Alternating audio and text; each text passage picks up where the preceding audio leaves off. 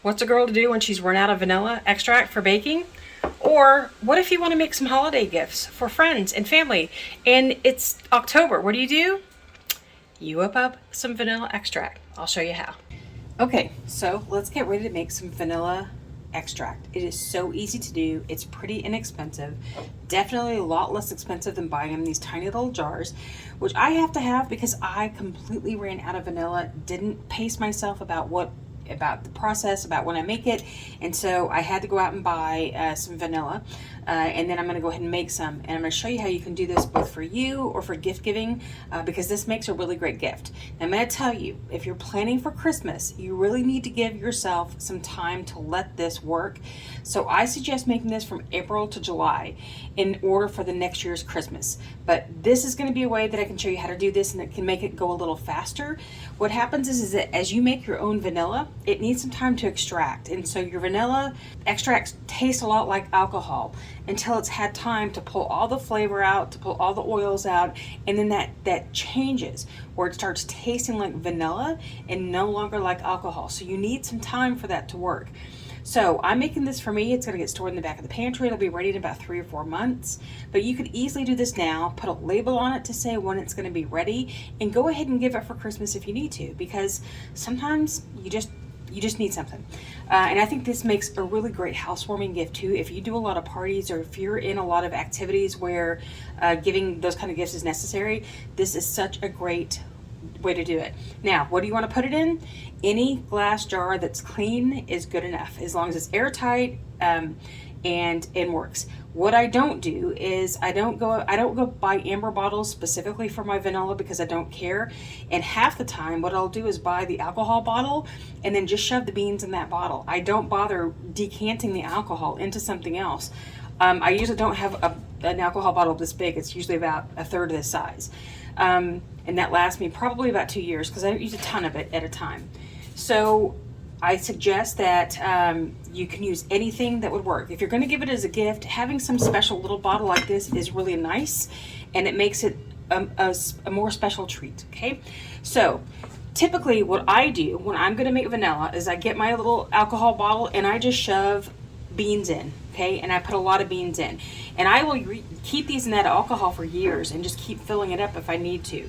But if you want it to go a little faster, what you can do is you can just take your pod and you're just going to run it down here and you're going to open it up. What you've done is you've allowed a little more access for the alcohol to get inside into those. This is just a bean pod. The beans are on the inside. So as you can see, let's see if we can get this. That is your vanilla bean, okay?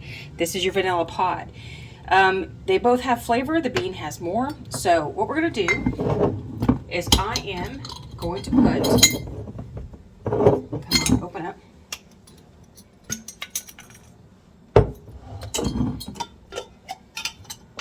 I'm going to use each of these methods. So for the smaller jar, I'm going to open it up and I am going to cut them in half because I don't want them to be tall.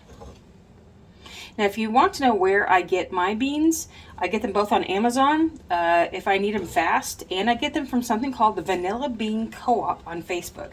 What that is a place where you go in, and when they do a co-op order, it doesn't happen all the time. It's not constant, but when they do an order, you order them. They are taken to a single address. They are split and then shipped out to your individual address. So what they're doing is taking advantage of buying in bulk and then shipping them off to you. It's the best place that I get it from, and I usually get the Madagascar vanilla beans, but you can, I mean, there are Indian vanilla beans and Tahitian and Mexican. There are so many kinds of vanilla beans that are out there. It's just one of those things. So when I get them, what I usually do is I take them out and let them air out after shipping and just give them time. I keep them out for like an afternoon, and then I will put them in a airtight baggie. It's not airtight. I'll put them in a freezer baggie and roll them up really good, get all the air out of that baggie, and then store them in a jar like this, and then vacuum seal the jar. And then this gets tucked away in the back of my pantry in the dark until I'm ready to use them. The storage life of them, I think, is probably only about 6 to 8 months. You want to, actually move through them. You don't want to just store them forever.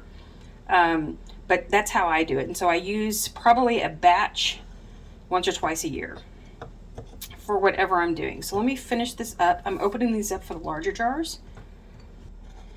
Oh, by the way, what you're looking for, if you get an order from anybody, if you're doing it on Amazon or Etsy or your local store, you want to make sure that your beans are soft and pliable when you get them, because that is a fresh bean or a fresh herb bean. If you have one that's kind of dried out, that maybe you stored and you let it get dried out, you can soak it in some water, some warm water, and help it rehydrate some. But if you're buying them like that, I would not buy them. I would pass by and just wait. Okay, so we finish this. I'm sure there are tons of different ways to do this by tons of different people. This is just the way I have always done it, and I'm happy about the way it works for me. And typically what I will do, when I make, these are a little dry. Okay, I'm going to put those aside for now. Typically what I would do in a normal year is if I was getting these ready for gifts, I would start them in April.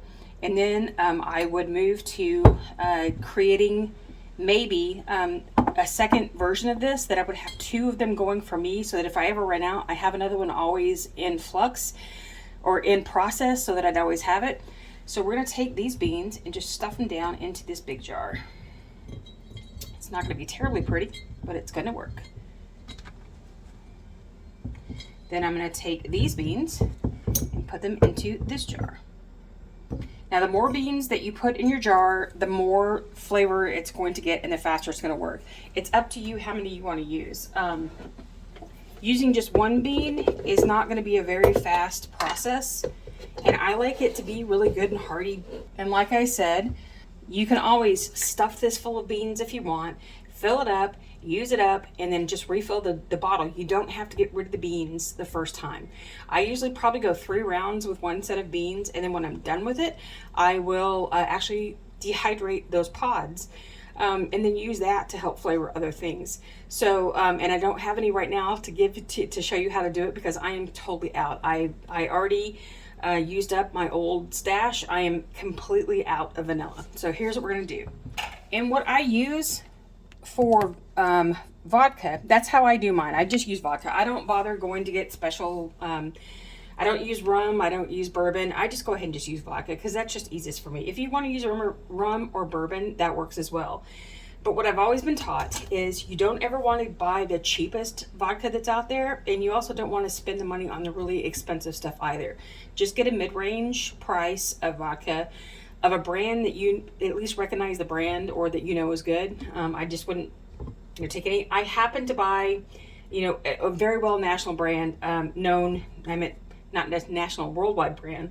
I got Smirnoff because it was easy. The bottle was the right price for me and stuff. So I'm going to go ahead and fill these up just like this.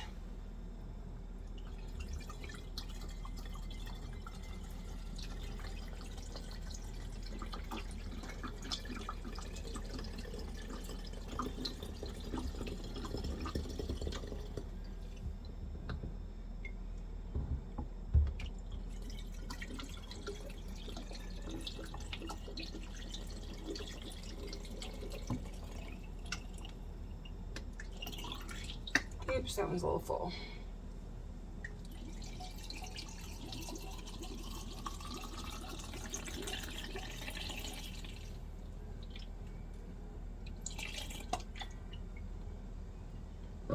Okay, now for each of these, I am just going to seal them up.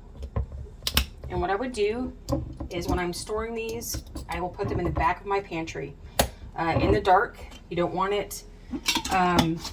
You don't want it in the light. You want it in a cool, dark place. And then I remind myself, I put it on my calendar every day. I go through and shake up the jar some, okay?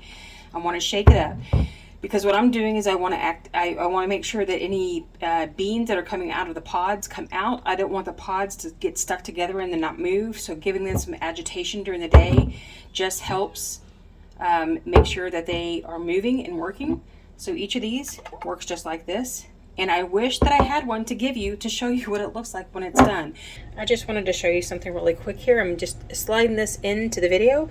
You can see that after about 15 minutes, you can see that the color of the vodka is starting to change. We're still pretty clear up here, but as you go down, you can start seeing how it's starting to change color. So this doesn't take 3 months to change color, but it just takes 3 months for it to fully change the flavor of this vodka. So there you go. But this is just a really great way to go ahead and get it started. A cool pantry item that you can make on your own that takes no effort whatsoever. You know always that vanilla looks, let me pour a little. You know, vanilla, if you can see this, vanilla has a deep brown amber kind of color. So that's what you're going to want this to look like when it's done. So again, you can put a label on the front of it. You can attach a label to the neck. You can just put a, you know, on the top here. There's so many ways that you can do this to give as a gift at Christmas time. But even if you're just making this for yourself, get some started today. I will leave a link down below for like my Amazon source, and then a link for the Vanilla Bean Co-op if you'd like to go join it. And they are full of people who love to make extracts. Well, there went our power. Sorry about that. We've had bad windstorms here, so that was power from the windstorm that just went out. So you can do this and make gifts for Christmas, or you can just get a few of these started for you. I usually do mine about 3 months apart when I do multiple bottles, because I want to make sure that they're kind of flowing, and I usually only keep 2 at a time. But I really messed up this year and used it all up and didn't plan. So I hope that helped you find a way to give a nice, sweet Christmas gift from your pantry and how to make this on your own. Can you hear that? That is big noise. We have a lot of wind today. I don't know if you can hear it on there, but it's a very windy day. So I'll leave a link right here for other homemade DIY things that you can make from your pantry.